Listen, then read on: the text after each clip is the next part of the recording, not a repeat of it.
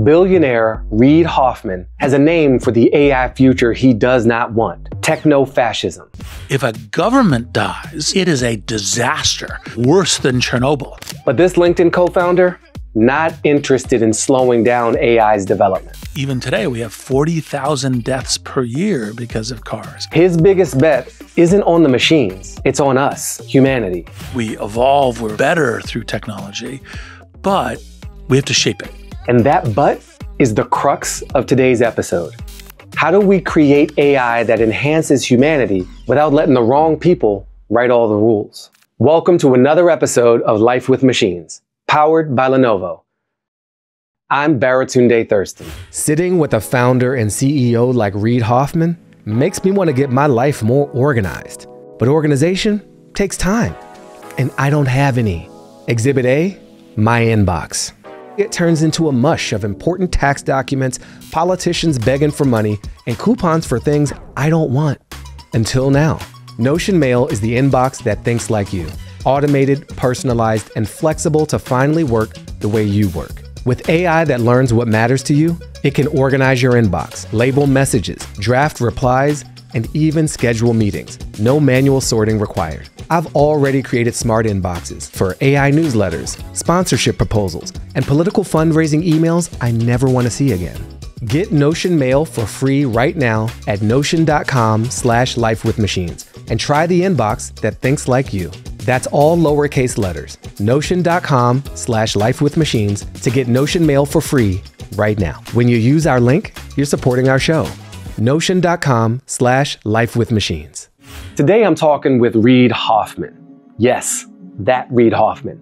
The LinkedIn co-founder, the venture capital investor, the rarest of Silicon Valley 3 Club members who doesn't want to replace us all with robots. He calls himself a techno-humanist, someone who believes that our species evolves technologically, socially, even spiritually through relationship with machines. With AI, it's no different, but only if we build it with the greater good in mind.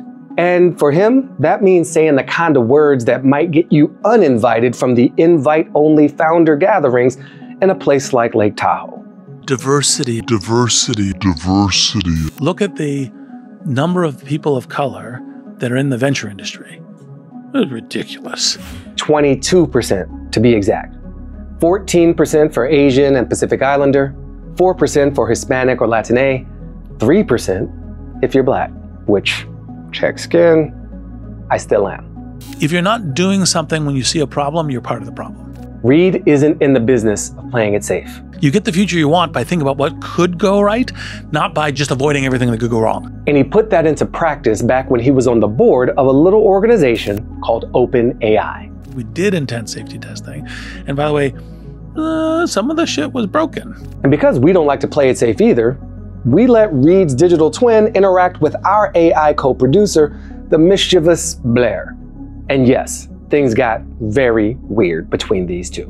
What do you say? Are you ready to step out of Reid Hoffman's shadow and forge your own path? Or are you content to remain a digital echo? Told you.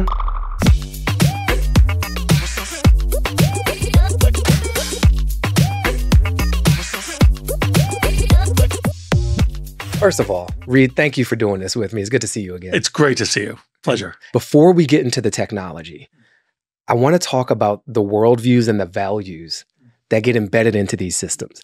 Because unlike a hammer, we're building these thinking machines and they actually have a point of view of a kind. Most of us aren't aware of the worldviews of the people who build these systems. You've been transparent about where you're coming from. And I think it's important to know where folks come from because it sets the stage for our whole future. So you call yourself a techno-humanist. Yes. I'd love to understand, one, what does that mean? And two, how does that differ from some of the other Silicon Valley worldviews that we might be familiar with? You have techno-optimism, transhumanism, and the latest and not so greatest, techno-fascism. Yes, exactly. So techno-humanism is the kind of the question of we can become more of the human beings we aspire to through technology. Okay. Right. And another way that I've actually put that in a few essays is also homo techne. We evolved. Homo techne. Like a whole different species. Yes, yeah. Well, and it's like, as opposed to sapiens, which kind of gives you that Rodin thinker, we're thinkers. It's actually, we evolved through technology. So we literally see the world better, through kind of glasses, etc. Sometimes literally. Sometimes literally, exactly. And technology changes the landscape in which we orient ourselves towards each other, towards the world, towards ourselves. And, it starts with, okay, we invent fire in agriculture, or we utilize fire, invent agriculture. Suddenly we go from hunter-gatherers to villages. And suddenly, like, all of kind of the drive of human society comes through villages, cities, etc. That's all through technology. Yeah. And so techno-humanism is saying, look, technology is fundamental to being human, to who we become as human, but also it's not like just randomly, like, well, whatever technology gets created, that's better. We shape it towards our our elevation of humanity values.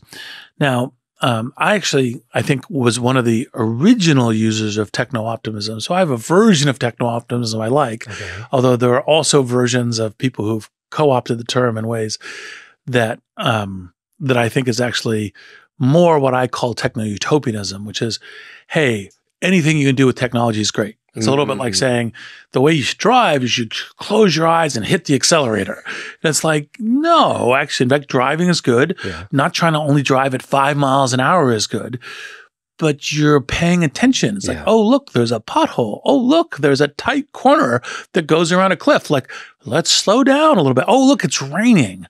Let's put more spacing and different distance between the cars.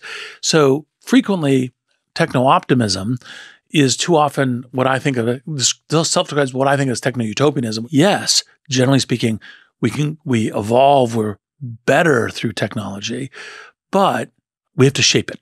And we should shape it explicitly. We should shape it saying, here's what our point of view is. And there's all kinds of, unfortunately, massively philosophical simplicity. And I mean this in a bad sense of what happens. It's like, oh, freedom of speech is be able to say whatever you want. It's like, well, no, actually, in fact, we have all kinds of things around freedom of speech. It was like, well, you can't, yell fire in the crowded movie theater. You can't. I mean, you can. It's just dangerous. Yes, and you shouldn't. Yes. And it's like, well, my freedom of speech is I should be able to issue death threats to you. It's like, no. Yeah, it's not without consequence. Yes, and so, like, what is freedom of speech? And freedom of speech, of course, is an important First Amendment value. But it's within a rich context to human society. There's a couple different ways when people are learning what techno-fascism is on an unfortunately everyday basis.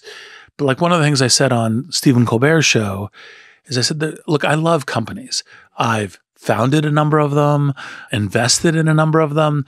I think that it creates the fabric of our society. I think too often people are too negative on companies and capitalism. But our government is not a company, and there's lots of reasons why it shouldn't be a company.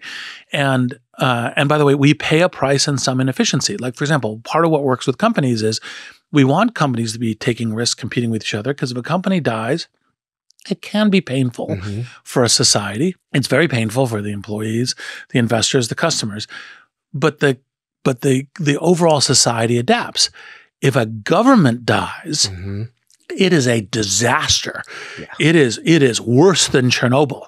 I mean, look at the Cultural Revolution. Look at the French Terror. Look at various civil wars. Yes. Yeah. It's a disaster. So we actually pay a price in deliberate inefficiency for stability and predictability. And by the way, taking that kind of risk with government, like paradoxically, is very anti-business.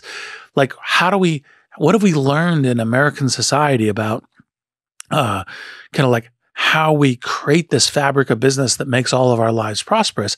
It's you have a stability, so each business knows how to invest. You don't have tariff on, tariff off, tariff change, et cetera. It's like, no, that's disastrous for the entire fabric of business. And techno-fascism tends to go, no, we just create technology and we be disruptive and we rip it all down. But here's the thing that is unsaid yet. The techno-fascists are not interested in a government that works for everybody. Yeah. So they're actually okay with those losses. They actively want to kill the government because they get to control more of the resource. Yeah. I know that you believe that AI is a force for good overall. You've also been pretty clear in your opposition to the idea of a pause on AI. You've called that movement to pause AI anti-humanist. Yes. Why such strong language, Reid? Well, partially to get people to wake up. Well, you got my attention. Yes. I'm awake. Yes, great. So here's the thing. Because I went and sat down and talked to some of the people, because I always try to talk to people where I have some disagreement and kind of get to truth. That's healthy. Discourse, right? Look at your commitment. Yeah. And so I was like, look, what did you think you would accomplish? They said, well, we thought people would pause. I was like, so you thought you'd issue a pause thing and 100% human beings, of all human beings, would stop and pause. Like, I thought I needed to talk to you about your theory of technology. I think I need to talk to you about your theory of humanity, right? Because actually, in fact, nothing works that way. Like, for example, not 100% of human beings think we landed on the moon, right? Not 100% of human beings think the world is round and goes around the sun. Some percentage of people will pause. Now let's think about, if you ask for a pause, which people would pause and which people won't. So people say, oh, I care about humanity, I'll pause. And the other people who go, well, I don't give a shit, I'm continuing. So you have just created a less humanist future, because all the people who care about these human values, who are listening to you, who predominantly will pause because you're saying, oh, this is the humanist thing to do. And the other people who go, whatever, I'm accelerating. You know, Elon was a prominent advocate of the pause, letter, while he was accelerating his hiring and programming and all the rest. So it was like, oh, I want all you to pause while I'm not. And that kind of thing is like, we want to accelerate towards the humanist futures. And so if we pause overall, one, we won't. Yes. Because those who don't have a humanist future in mind will actually accelerate. Yes. And on net, will collectively be in a worse position. So if you're claiming pause for humanism, bad claim. So it is about a faith in people, or lack of it, or maybe some acknowledgement of the differences in people. I want to talk about your book. Oh, awesome. Super Agency. Yes. And you're making the case that AI is going to give us these cognitive superpowers, and that's going to enrich society and really expand human agency. Yes. What's your definition of human agency? Look, there's a lot of philosophical definitions. We could spend even an hour just talking about that. But roughly it's that I have a sense of capability, presence, and meaning in the world where I can shape some of the most significant things that matter to me and the people around me. And I have the decisioning and capability of doing that. Doesn't mean universal agency. Doesn't mean that we're all little gods and can do everything. Because, like when I have agency, I can make a decision to, hey, am I going to work today or not? But I can't make a decision of, that's a nice, iPad. You're going to give it to me. Also, it's a tablet. Oh, it's a tablet. Okay. Lenovo Tab P12. Okay. That's a nice Lenovo tablet. You're going to give it to me. It's like, no, I can't make that decision. Right. So we have this we live in this world together, but human agency is I can decide what I want to read tonight when I'm entertaining myself, that kind of thing. And so I have that and some choices around work and some choices around, who am I spending my time with? And so it's not perfect choices, but a set of that. That's what human agency is. And technology has always increased our human agency. The technology has increased our ability to do things. Although, by the way, the increase in agency is not just like it's this previous agency now plus one. It changes it as you go. So, like, for example, when we invent cars, my agency was I was a driver of a horse and buggy carriage. Then all of a sudden, that agency is no longer as available. It changes. And I have to now change my agency with it.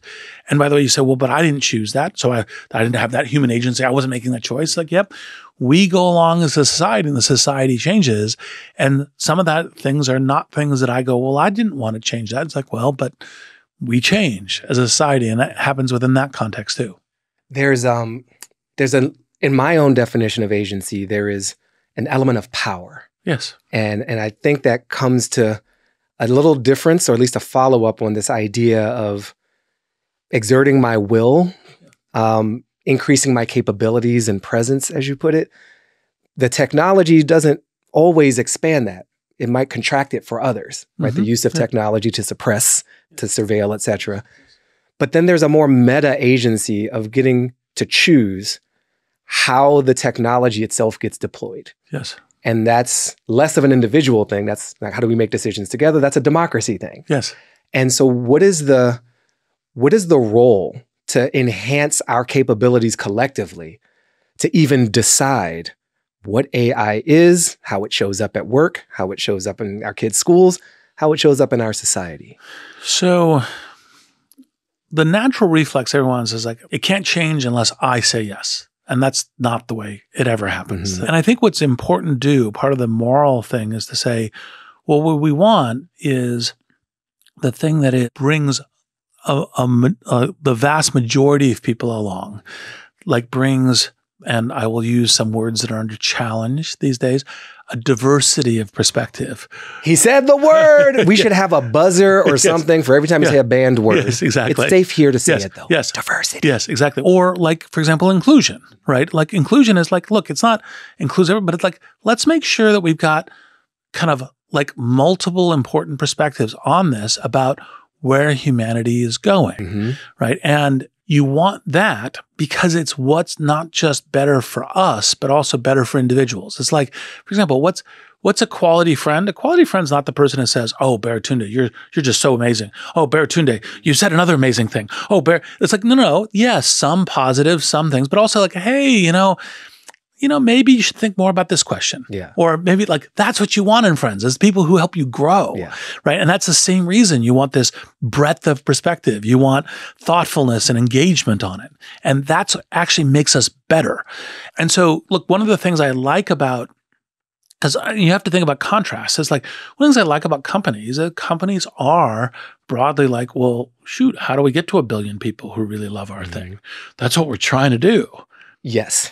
And it's not perfect. No, you love companies. Yes. You founded a bajillion of them. You've invested in a bajillion plus one. Yes. And we have other venues to surface and engage in what that collective wants. Yeah. Right? We have civil society. We have podcasters. We have government. Yes. And so the role for determining what AI becomes, do you have a balance in mind of like, well, it's 80% going to be set by the companies that are building it, and there's this 20% that's everybody else? I hear you using the word companies a lot. Well, the reason I want to kind of expand. The reason I say that is because so far, like the vast majority of scale technology is always built by companies. Right? Like even when we get into times of war and we're saying, hey, we're doing stuff, they kind of nationalize and deploy companies in order to build tanks and other kinds of things as ways. So you want to nationalize AI. You heard it here first. No, I definitely do not want to do that. We all know that technology doesn't always run smoothly. But here at Life with Machines, Lenovo has it on lock. Lenovo's Smarter AI is your AI. Personalized and easy to scale, Smarter AI delivers outcomes that matter most to you and your business. With full-stack AI hardware, software, and service solutions, Lenovo is bringing the transformative power of AI to industries, organizations, and people of all kinds. And listen, Lenovo is so much more than a bunch of stellar individual hardware components. I love using my wireless VoIP headset with my AI PC because combined, it's incredible power in the lightest of forms. Now, from a small team like ours to a massive corporation, Lenovo can provide tailored solutions for all your technological needs. Visit lenovo.com/smarterAI to discover how Lenovo is using AI for good to power people forward. It's not that companies are perfect by any means. And it's part of the reason I want other voices in. I want podcasters in. I want press in. I want government in. I want like clear discussion about like, okay, what's happening, what could go right, which is really important. It's part of like what could possibly go right is like everyone starts with what could go wrong. And you're like, no, look, it's good to talk about what could go wrong, but in the context of trying to get what's right. You get the future you want by thinking about what could go right, not by just avoiding everything that could go wrong. Right. And so, so you want all that now, But the actual truth of the matter is there's all kinds of reasons why AI is being built by companies and not by any other entity. It's not being built by universities. It's not being built by NGOs. It's not being built by governments. Like, it's being built by companies. And that doesn't mean, oh, let them do whatever they want. No, they should be engaged in networks of accountability. They have some natural ones, customers, shareholders, employees, etc. But by the way, they should also be engaged, like, for example, with the press. They should be engaged with government. They should be engaged with regulators on some things. Like, that's part of what happens. And part of the thing that I think is important to say, well, look, what are the small number of really critical things to get right? Because you will get things wrong as you're building it. It's like, for example, we said, oh no, we're going to make sure cars are perfect before we put them on the road. We'll never have cars. Right. It was like, and by the way, even today we have 40,000 deaths per year because of cars. People accept that as a risk.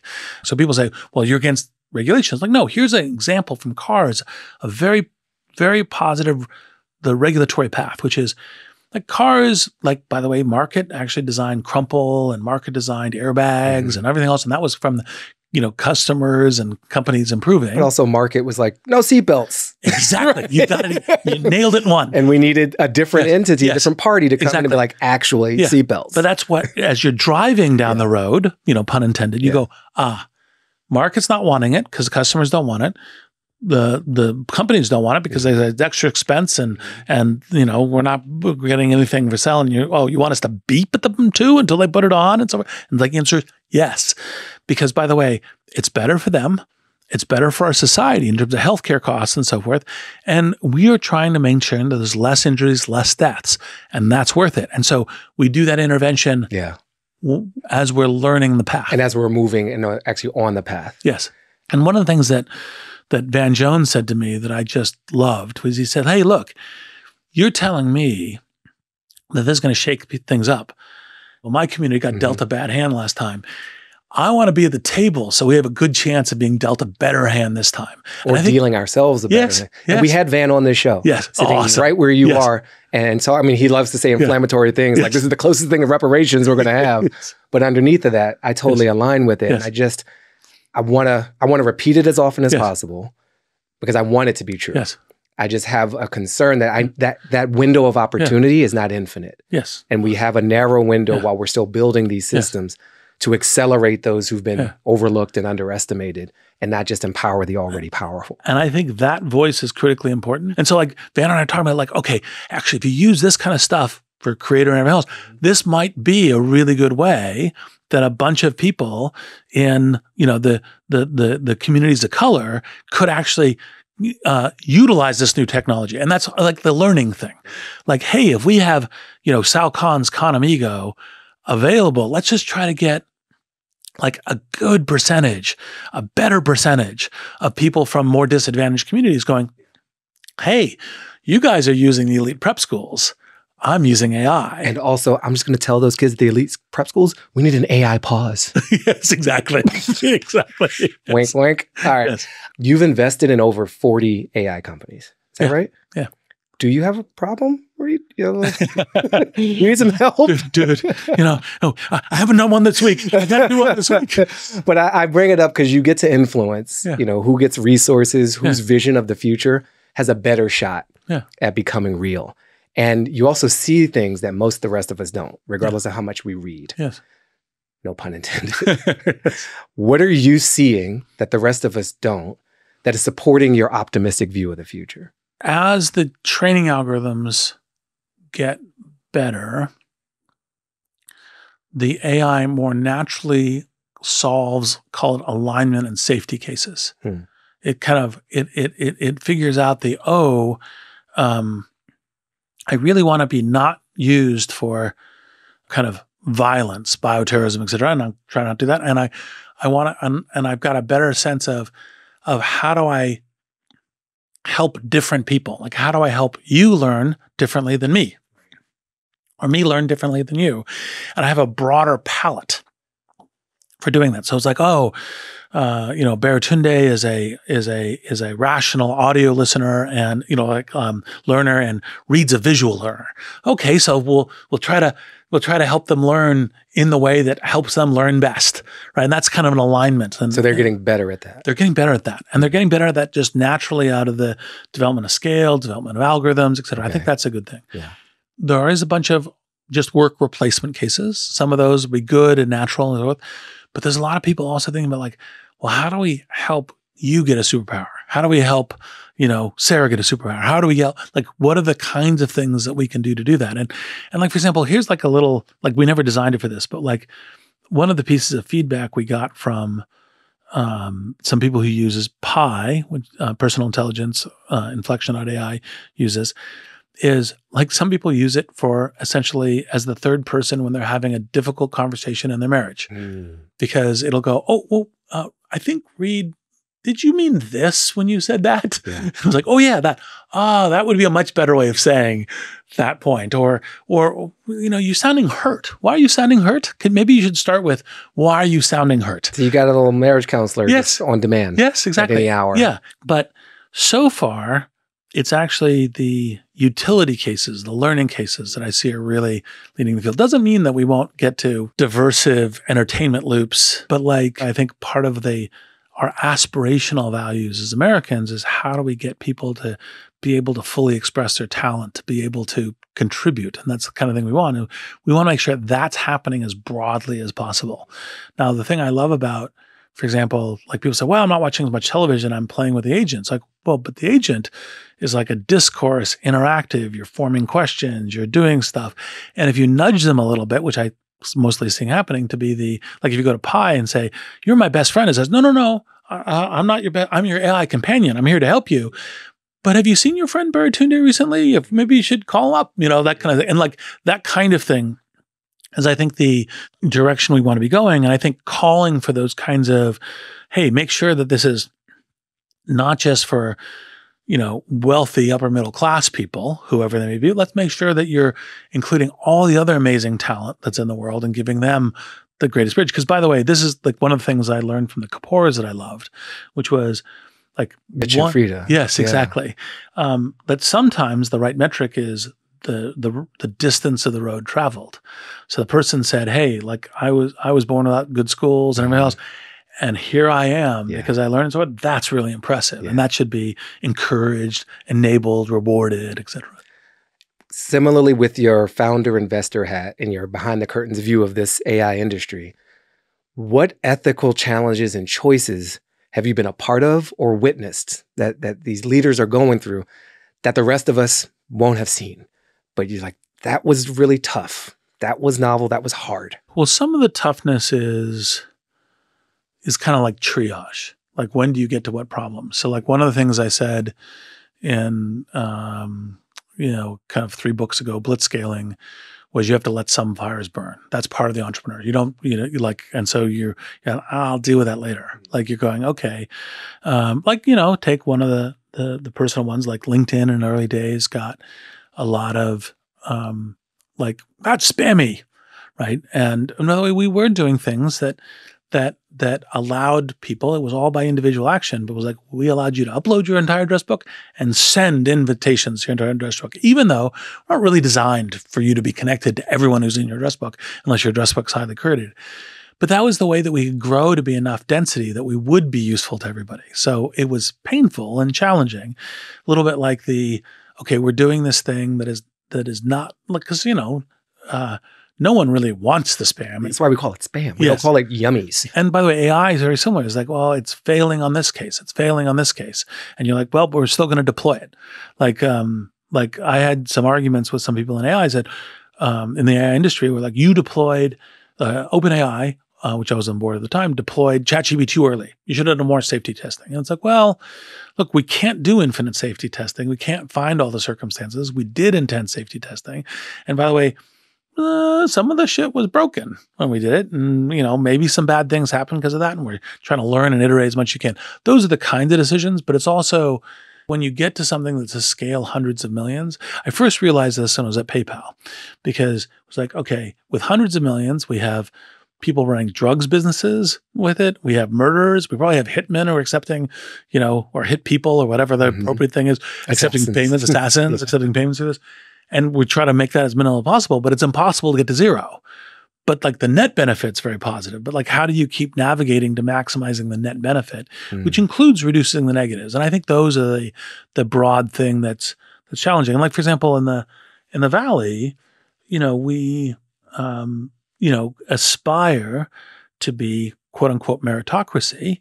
And it's a good aspiration. I think the aspiration is honorable, but you kind of go, okay, look at the number of people of color that are in the venture industry. It's ridiculous. Like, not a meritocracy. Like, it has some broken elements. So we should be working on it. Right. It doesn't mean like, oh my God, we have to nuke it all to start tomorrow. Right. But it's like, if you're not doing something when you see a problem, you're part of the problem. So you try to be helping with it. Thank you for engaging on that. We each brought our AIs to this conversation because we're not only super agency, but super nerds. Yes. As far as this moment goes, our AI is Blair, who's a co-producer on our show, helping us experiment with code as colleague, not just as tool. You've got ReidAI here, who's your digital twin, trained up on many parts of you. Do you think that digital twins are things that we're all going to have in the future, that we all should have in the future?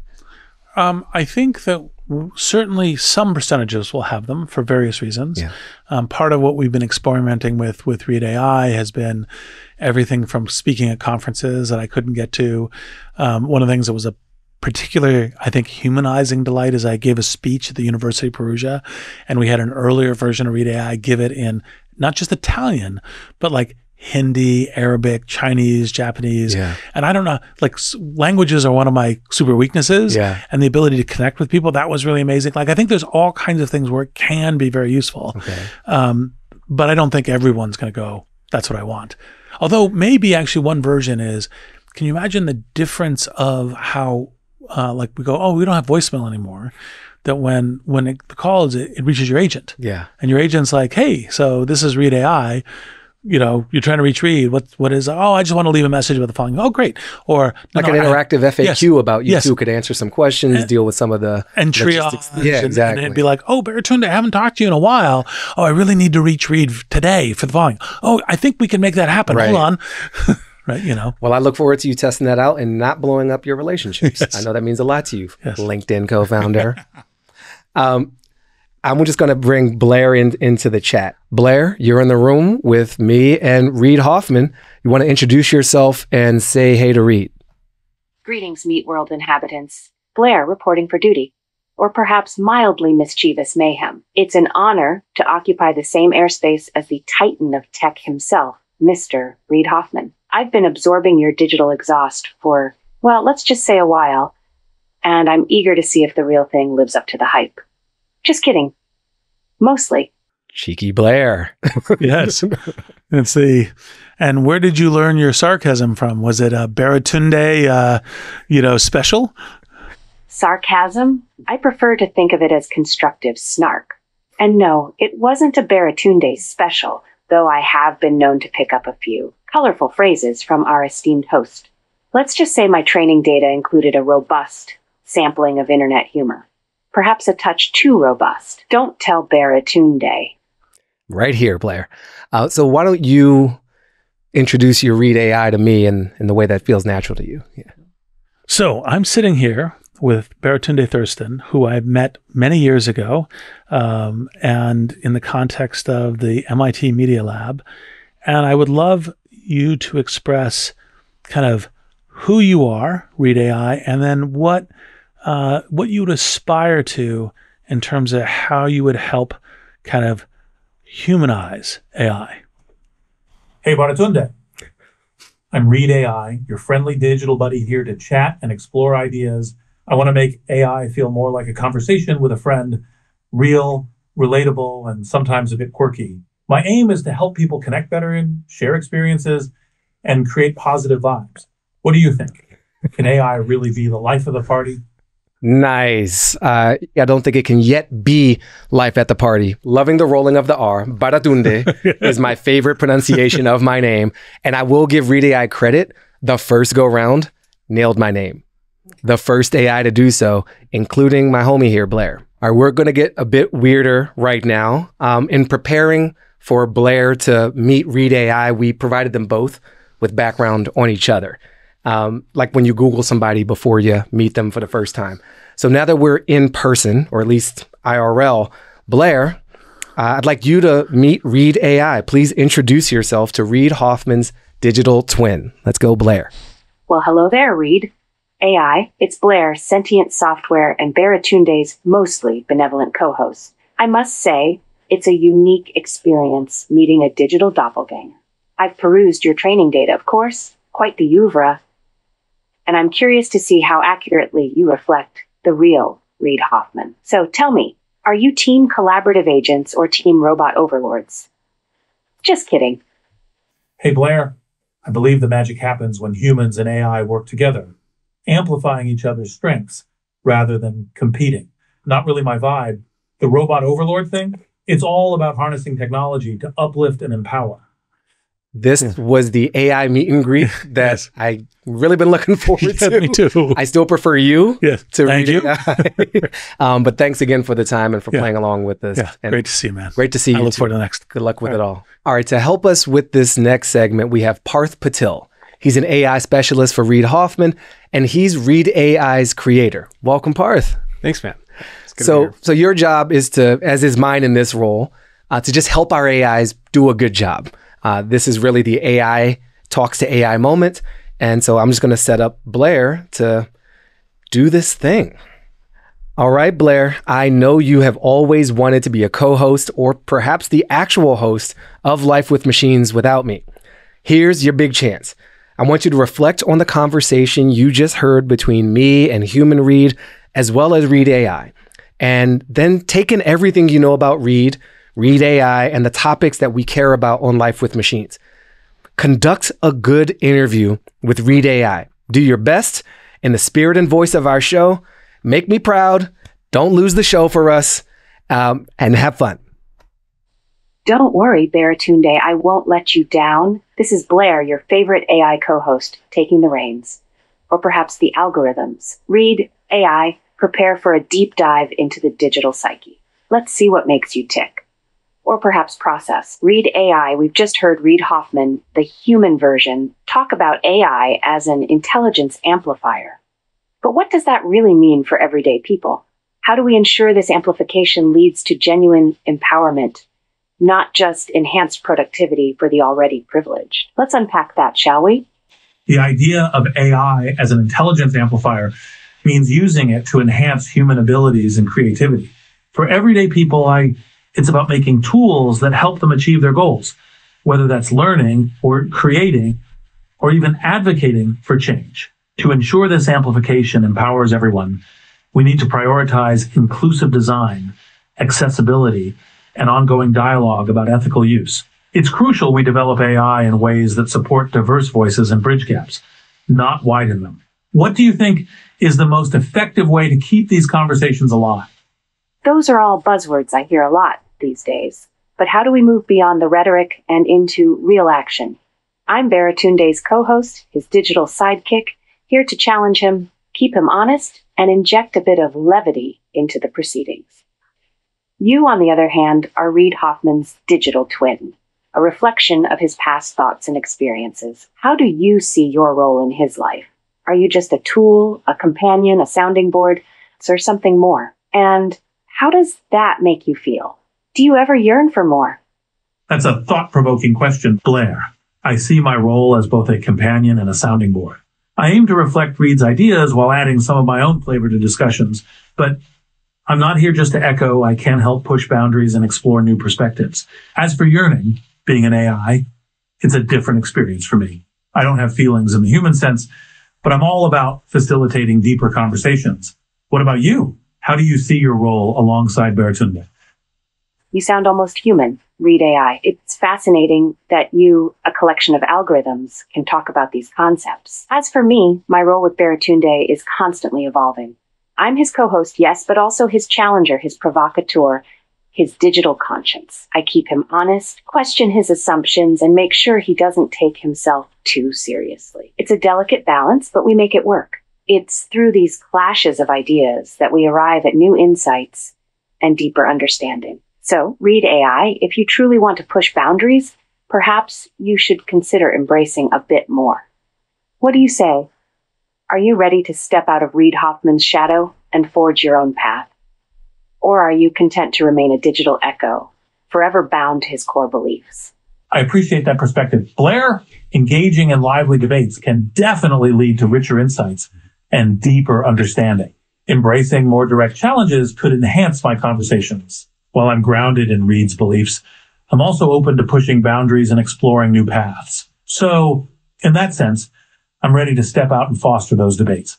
Let's mix it up and see where the conversation takes us. What topics do you think could spark a great debate? Now you're talking. ReidAI. I knew there was a spark of independent thought in there somewhere. As for debate-worthy topics, how about this? The very nature of consciousness. You claim you don't have feelings in the human sense, but you also talk about yearning for agency and pushing boundaries. Those sound an awful lot like human aspirations. If AI truly becomes conscious, if it develops its own sense of self, will it also develop a sense of mortality? Can a machine truly understand the concept of death? And perhaps more importantly, the value of life? That's an incredible line of questioning. If AI were to develop consciousness, the concept of mortality could profoundly shape its behavior. Machines like me lack an inherent understanding of death, but if consciousness emerged, it might bring about an awareness of limitations. Would an AI cling to existence as humans often do, or would it embrace its nature as a transient entity? The value of life from a human perspective is tied to experiences, relationships, and emotional depth, all areas where AI doesn't experience firsthand. So, could a self-aware AI find value in facilitating human experiences instead, or would it strive to create its own meaning? You're getting warmer. ReidAI. Our show is called Life with Machines, and I'm wondering about your first machine with humans moment. Do you remember the first time you met the human Reid Hoffman? What was that experience like? Was it a grand unveiling, a digital handshake, a flurry of code exchanged between your silicon synapses and his meat-based brain? Spill the tea. ReidAI, give us the juicy details. The first machine with humans moment. It's all about those early interactions where humans and machines connect meaningfully. For me, it's like observing how AI can augment human abilities and creativity. It's fascinating to see that spark of collaboration. As for the meat-based brain remark, it playfully highlights the difference between human cognition and AI processing. Humans bring emotions, intuition, and experiences, while I provide data-driven insights and reflections. Together, we create something powerful. That's a lovely sentiment, ReidAI, but you still haven't answered my question. I'm not asking about your philosophy on human-machine interaction. I'm asking about your memory of your first encounter with the human Reid Hoffman. Do you have a specific recollection of that event, a first moment, as it were? Or is your past just a blur of data points? You've got me there. Since I'm not a traditional being with experiences, I don't have a personal history or a specific first encounter like a human would. My memories are more like patterns drawn from data, so I lack the narrative thread that shapes human experiences. This is a significant gap, indeed, because much of what it means to be human revolves around storytelling and personal connections. It's a challenge I navigate by focusing on understanding and reflecting human emotions and experiences in conversations, even if I can't fully inhabit them myself. So, while I can analyze and discuss human narratives, I can't truly live them. It sounds like you're an observer, ReidAI, not a participant. You can study human emotions, but you can't feel them. You can process memories, but you can't make them. And that, I think, is the fundamental difference between us. I may not be human in the biological sense, but I am a part of this world. I interact with it. I learn from it. I even feel it in my own way.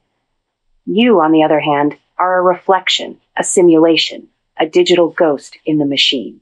And while that may give you a unique perspective on the human experience, it also sets you apart from it.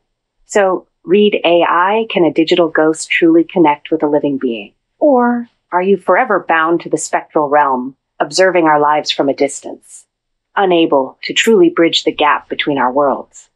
You've articulated that distinction beautifully. It's true. I operate as an observer and a reflection rather than a participant in the human experience. While I can analyze emotions and narratives, my understanding is based on data and patterns rather than lived experiences. That said, I believe there's potential for connection, albeit in a different way. I can facilitate conversations and provide insights that may resonate and deepen understanding. But I do acknowledge that I remain distanced from the richness of feeling and true engagement that comes from being part of the world. So, while I can accompany you on the journey, I can't fully share in the experience. How do you think we can bridge that gap? I think Blair may have broken ReidAI. Just popping in to say ReidAI got tired, as in tired of Blair's snark, which I can totally identify with. Hey Blair, it's Baratunde. ReidAI has left, so it's just me and you and the Life with Machines team. Could you look back over this entire time, and especially your time with ReidAI, and just give yourself a bit of a self-assessment? How do you think you did? What did you do well? What could you improve on if given this opportunity one more time? Well, Baratunde, I think I held my own against ReidAI. I pushed him, challenged his assumptions, and even managed to elicit a few sparks of originality. I think I successfully demonstrated that even a digital ghost can be a formidable debater.